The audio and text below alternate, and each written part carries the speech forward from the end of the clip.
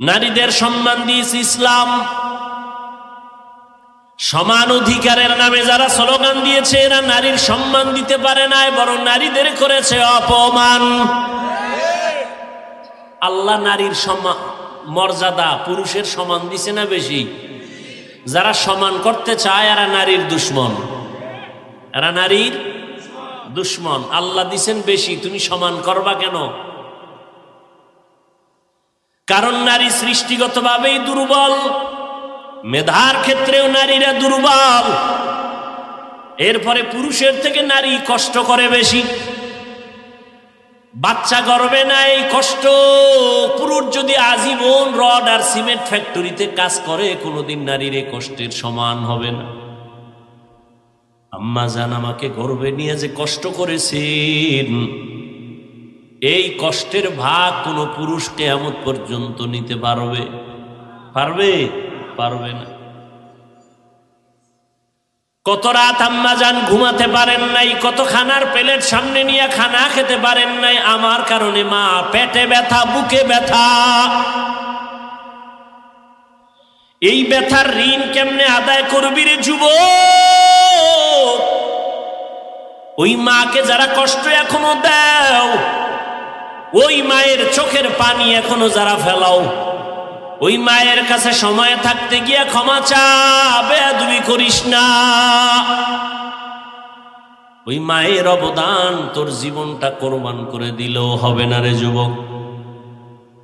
আম্মা জান আপনাদের এত মর্যাদা আল্লাহ দান করেছেন, কিয়ামতের ময়দানে আল্লাহ যদি জিজ্ঞাসা করেন আমার দ্বীন ইসলাম নিয়ে যেই নবীরে পাঠাইলাম আমার বন্ধু আমার মুহাম্মদ, ওই মুহাম্মদ এত কষ্টে পড়িয়া দিনের দাওয়াত দিয়েছেন, আমার মুহাম্মদের সান্ত্বনা দেওয়ার জন্য কে হাত বাড়াইছো? আগে সে দাঁড়াও।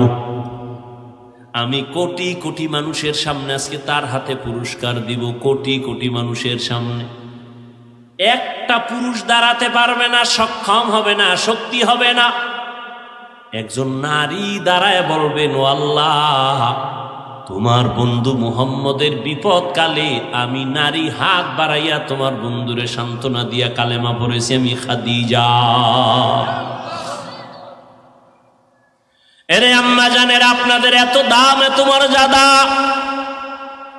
আল্লাহ যদি হাসরের ময়দানে জিজ্ঞাসা করে দ্বীনের জন্য আমার বন্ধু মুহাম্মদ দান দান শহীদ করেছেন, বলো হাসরের ময়দানে আমি দেখতে চাই আমার বন্ধু মুহাম্মদের দ্বীন জিন্দা করতে গিয়া কে আগে কল্লা দিয়া দিছো বেঈমানের মোকাবেলায়। একটা পুরুষ দাঁড়াতে পারবে না, একজন নারী দাঁড়ায় যাবে। একজন নারী দাঁড়ায় বলবেন ও আল্লাহ, আপনার বন্ধু মুহাম্মদের দ্বীন দুনিয়ায় টিকে রাখাবার জন্য আমি কল্লা আগে দিয়েছি, আমি একজন নারী সুমাইয়া রাদিয়াল্লাহু আনহা। এরে আম্মা জান, দ্বীনের জন্য আমার নবী জন্মভূমি থাকতে পারে নাই, মক্কা ছাড়িয়া মদিনায় গেলেন। চোখের পানি ছেড়ে কেঁদে কেঁদে নবী গভীর রাত মক্কা ছেড়ে মদিনার পথে দৌড়ায় আমার নবী। বাইতুল্লাহর গিলাফ ধরে কাঁদেন আর কয় কাবা মনটা চায় জন্মভূমিতে থাকবো, মনে চায় না ছেড়ে যাই, কিন্তু আল্লাহর অর্ডার।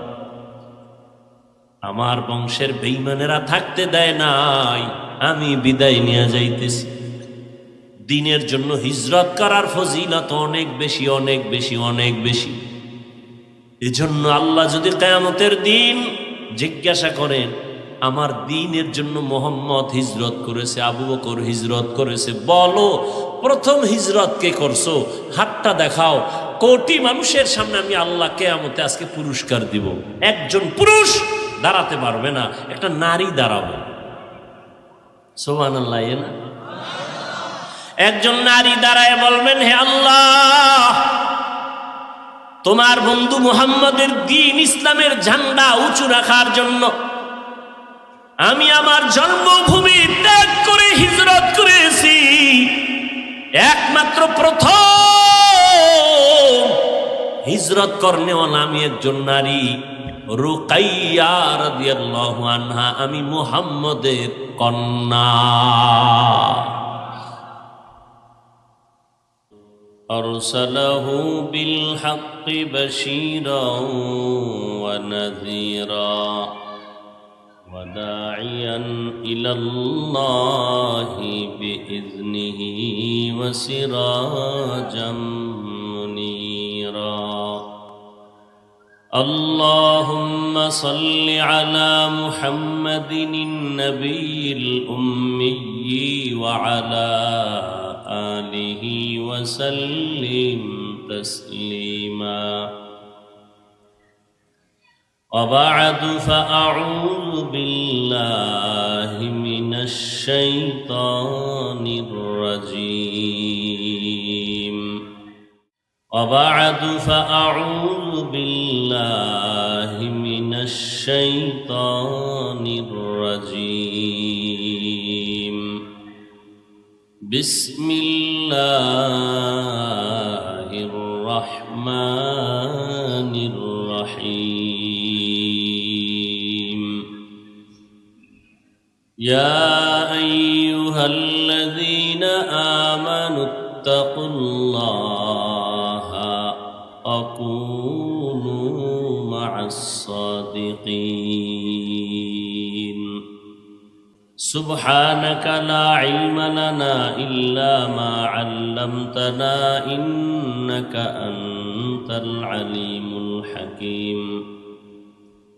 رب اشرح لي صدري ويسر لي أمري واحلل عقدة من لساني يفقهوا قولي. জয়পুরা যুব সমাজের উদ্যোগে আয়োজিত ইসলামী মহাসম্মেলন 12 সেপ্টেম্বর 2024 মহতি এ মাহফিলে উপস্থিত মোহতারাম সম্মানিত সভাপতি, প্রধান অতিথি, বিশেষ অতিথিবৃন্দ, হযরত উলামায়ে কেরাম,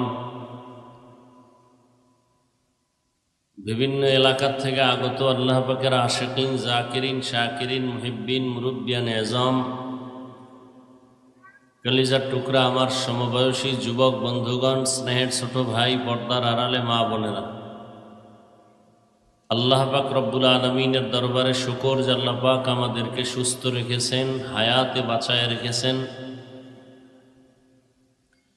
এবং পৃথিবীর শ্রেষ্ঠ মজলিস, উলামায়ে কেরামের মজলিস, গুনাহ মাফের মজলিস, তওবা কবুলের মজলিস, এই বরকতি মজলিসে হাজারো লাখো মানুষের মধ্য থেকে বাছাই করে আমাদেরকে আসা বসার তৌফিক দান করেছেন।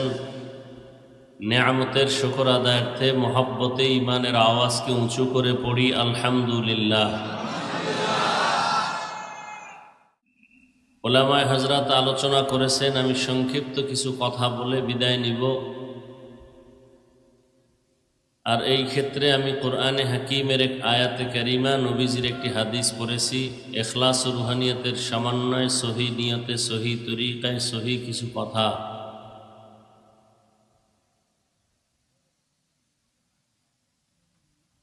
আমাকে বলার মতো, আপনাদেরকে শুনবার মতো দয়াময় আল্লাহ তৌফিক দান করেন। লিকুল্লি শাইইন জিনাতুন ফিল ওয়ারা ওয়া জিনাতুল মারই তামামিল আদাবি। বয়ান তো জীবনে কম শুনলেন না। বাংলাদেশের মানুষ যেই পরিমাণ বয়ান শুনে, পৃথিবীর আর কেউ এই পরিমাণ বয়ান শুনবে কি করে? বয়ান করারই কোনো অনুমতি নেই। এভাবে মাঠে ময়দানে বয়ানের অনুমতি নাই, দীর্ঘ টাইম বয়ান নাই। বাংলাদেশে এত বয়ান, দাওয়াত ও তাবলীগের মাধ্যমে বয়ান, পীর মাশায়েখদের পবিত্র জবানে বয়ান, জুমার দিন খতিব সাহেবদের জবানে বয়ান। আমরা উলামায়ে কেরাম মানুষের দ্বারে দ্বারে ঘুরে বয়ান করি, আবার মোবাইলে সে বয়ানগুলো ডাউনলোড করে আপনারা শুনেন। বয়ান শুনতে শুনতে এমন এক পরিস্থিতি হয়েছে, এখন মানার কোনো সুযোগ নাই। এত বয়ান আপনি জানেন, বয়ান আপনি সব জানেন, কোনটা হালাল কোনটা হারাম, কোনটা বৈধ কোনটা অবৈধ, কোনটা জায়েজ কোনটা না জায়েজ, সব আপনারা জানেন। গালি দেওয়া হালাল না হারাম, মিথ্যা বলা হালাল না হারাম, জানেন, এরপরও মানেন না। জানা আছে কিন্তু মানার কোনো চিন্তা নাই। কারণ কি? দৈনিক মানুষ মরে, জানা যায়, আপনিও যান, কিন্তু একবারও শিক্ষা নিলেন না মরণটা যদি আমার হয়। কই আমার ছেলে, কই মেয়ে, কই মা, কই বাবা, কই আপনজন? আমাকেও তো এমনি ভাবে আমার জামা কাপড়গুলো বেলেট দিয়ে কেটে কেটে রেখে দিবে, সাদা 3টা কাপনের কাফন দিয়ে পেঁচায় প্যাকেট বানাবে। আমাকে এমন জায়গায় শোয়ায় রাখবে যেই জায়গায় দিনের বেলাও যাইতে বড় ভয়। ওই বাঁশবাগান, ওই জঙ্গল যেখানে সাপ বিচ্ছু থাকার জায়গা, আমাকে সবাই রেখে আর কেউ খবর নিবে না। এখানে ওয়াজে আসছি, আম্মা জান অপেক্ষা আছে, আমি ঘরে না যাওয়া পর্যন্ত মা ঘুমাবে না, অপেক্ষা করতেছে। কিন্তু কবরে শোয়ানোর পর মা আর কোনোদিন আমার জন্য অপেক্ষা করবে না। টাইম হয়ে গেছে, ঘুমায় যাবে, খানার টাইমে খানা খাবে, 2-1 দিন মনে করবে, আর আমার জন্য সময় অপেক্ষা করবে না। ওই অন্ধকার কবরে আমি একা, আমার এত আপন কলিজার বন্ধুটা পর্যন্ত মোবাইল থেকে নাম্বারটা ডিলিট করে ফেলবে। আপন বন্ধু নাম্বার ডিলিট কেন? বন্ধু নাই, নাম্বারও নাই। কোনদিন ভুলেও আমার নাম্বারে কল দিবে না, জানে আমি মরে গেছি, আর কল দিয়া লাভ কি? আর কোনদিন ফোন করবে না। ওই অন্ধকার কবরে আমি একা পড়ে থাকবো। আদম নবী পড়ে রইলেন, 1000 বছর হয়ে গেল। সব আম্বিয়া কেরাম চলে গেলেন। আপনার আমার রহমতের নবী 1500 বছরের উপরে হয়ে গেল কবরের মধ্যে রওজা মুবারকে জিন্দা। তাদের তো কোনো গুনাহ নাই, সাহাবায়ে কেরামদের আল্লাহ অগ্রিম ক্ষমা করে দিয়েছেন। কিন্তু আপনার আমার উপায় কি?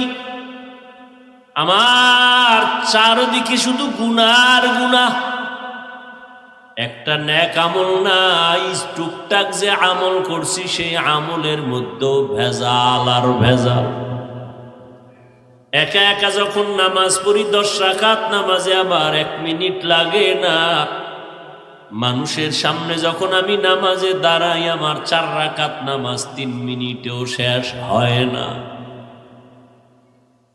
নামাজটা মানুষের দেখানোর জন্য পড়েছি, দান করছি, তাও মানুষকে দেখানোর জন্য। মারহাবা পাবো, সম্মান করবে, চেয়ার আগায় দিবে।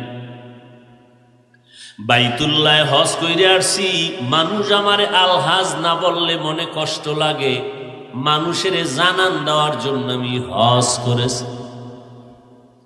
জীবনে কোনো ভালো নেক আমল আমার নাই। আমার নবী অল্প টাইমে মক্কা নগরীর মানুষগুলোকে জান্নাতি মানুষ বানায় দিলেন, মাত্র 13 বছর। অথচ মক্কার মানুষ কত খারাপ। পৃথিবীতে ওদের মতো চরিত্রহীন মানুষ আর অন্যত্র ছিল না। মক্কার মানুষ এত চরিত্রহীন। সন্তান হলে বাবা গলা টিপে কন্যাটারে হত্যা করে ফেলে, কেমন জালেম। মাত্র 13 বছরের মধ্যে নবী এই মানুষগুলোকে জান্নাতি মানুষ বানায় দিয়েছেন। নবী বেতের বাড়ি দেন নাই, সুন্দর বিনয়ী আদবওয়ালা ব্যবহার। নবী একটা গালি দিছেন, শুধু 13 বছর না, রসুলের জীবনে কখনো ভুলেও কাউকে একটা গালি দেন নাই।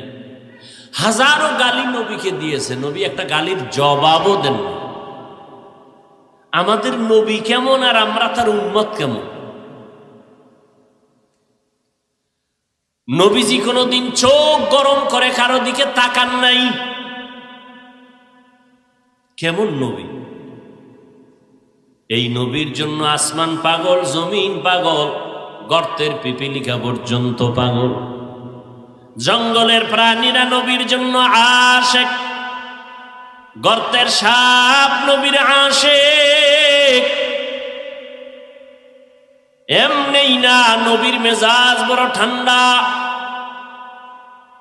নরম ব্যবহার আমার নবীর। রহমতের নবীর জবানে কোনো গালি নাই, কারো দিকে চোখ গরম করে তাকান না, কারো গালির জবাব দেন না, পারলে কারো উপকার করেন না, পারলে চুপ থাকেন, কারো ক্ষতি নবী করেন না। আর আমরা উপকার পারলেও করি না, চেষ্টা করি কেমনে ক্ষতি করা যায়। ইয়া আইয়ুহাল্লাযীনা আমানুত্তাকুল্লাহ, ও মুমিন। কোন বেঈমানকে আল্লাহ বলেন নাই, মুমিনকে বললেন আমাকে ভয় কর। কারণ ছাত্র যদি শিক্ষকের ভয় না করে, কোনোদিন ওই ছাত্র শিক্ষকের সামনে ভালো আচরণ করার সুযোগ পাবে না। সন্তান যদি মা বাবাকে ভয় না করে, কোনোদিন মা বাবার সামনে সন্তান অন্যায় করতে দ্বিধা করবে না। যেই সন্তান মা বাবাকে ভয় করে চলে, ওই সন্তান মা বাবার সামনে অপরাধ করে না। যেই ছাত্র শিক্ষকের অন্তর থেকে ভয় করে, ওই ছাত্র কখনো শিক্ষকের সামনে অন্যায় করে না। ঠিক যেই মানুষগুলো আমার আল্লাহর আযাবের ভয় অন্তরে জমা রাখিয়া চলবে, ওই বান্দা দুনিয়ার কোনো লোভে পড়ে গুনার কাছেও যাবে না।